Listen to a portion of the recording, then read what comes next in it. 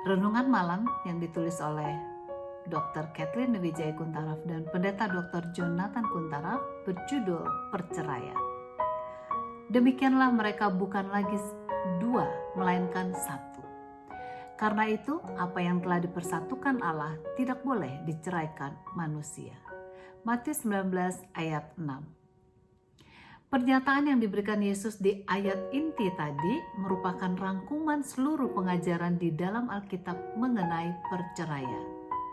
Pernikahan itu merupakan hal yang kudus karena Allah telah menguduskannya. Akhirnya, Allah yang menggabungkan pasangan suami dan istri itu memeteraikan persatuan mereka. Pengertian orang Kristen mengenai perceraian dan perkawinan kembali haruslah didasarkan atas kitab suci. Pernyataan Yesus membuat jelas prinsip Alkitabiah dasar yang mencakup pemahaman orang Kristen mengenai perceraian. Allah bermaksud supaya pernikahan itu bersifat kekal adanya. Apabila orang-orang Farisi bertanya kepada Yesus, apakah suami istri yang tidak cocok itu menjadi alasan yang cukup untuk melakukan perceraian? Maka Yesus mengukuhkan contoh yang diberikan di Eden merupakan model pernikahan sebagai suatu persatuan yang permanen. Apabila ia terus didesak dengan alasan mengenai hukum Musa tentang perceraian, ia menjawab, sebagaimana yang tertulis dalam Matius 9 ayat 8. Karena ketegaran hatimu, Musa menginginkan kamu menceraikan istrimu. Tetapi sejak semula tidak demikian.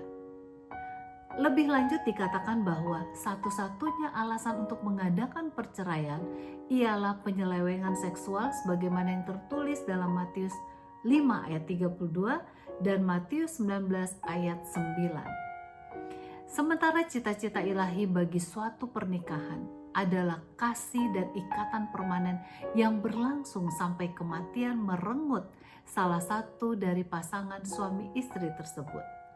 Namun ada saatnya perpisahan yang salah tidak dapat dielakkan karena adanya penganiayaan fisik terhadap pasangan atau anak. Buku SDE Manual terbitan tahun 2015 halaman 160 menyatakan dalam beberapa hukum sipil, perpisahan seperti itu hanya dapat diperoleh melalui perceraian. Perpisahan atau perceraian yang disebabkan oleh faktor-faktor seperti kekerasan fisik atau kasus yang tidak disebabkan oleh ketidaksetiaan pada sumpah perkawinan tidak memberikan hak Alkitabiah untuk menikah kembali pada kedua belah pihak, kecuali di antara waktu itu salah seorang telah menikah kembali, melakukan perzinahan atau percabulan atau mati. Karena perkawinan itu merupakan sebuah lembaga ilahi, maka gereja memiliki sebuah tanggung jawab yang unik dan kudus, baik untuk mencegah perceraian maupun sekiranya perceraian terjadi, untuk sedapat mungkin menyembuhkan luka-luka yang diakibatkannya. Marilah kita dengan pertolongan Tuhan tetap peliharakan perkawinan Kristen kita sedemikian rupa sehingga nama Tuhan dimuliakan. Tuhan memberkati.